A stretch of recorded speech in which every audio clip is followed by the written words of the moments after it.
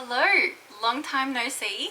If you've been following along with our little Vlogmas journey, you might have noticed that we haven't posted in a couple of days, and that's because ever since we got to Canberra, it has just been mayhem. Like we've had so many plans. I didn't realise we'd be this busy.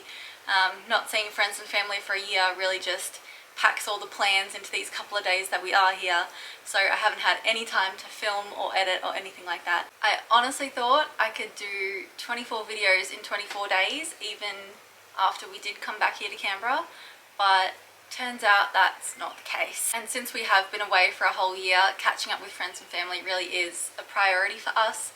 So I think we'll try again next year to do the whole 24 days, but I think we got a solid 17 days in. So I'd say that's a pretty good effort for the first try. But yeah, as you can see behind me, these are our presents that we already have, and our van is looking pretty full already. So make sure you tune in, and maybe towards the end of this year, start of next year, we'll have a video of packing up the van, getting ready to travel across the country in 1 week to move to our new location. That we're going to settle down and live for a while, and then obviously get back to traveling because that's what we love.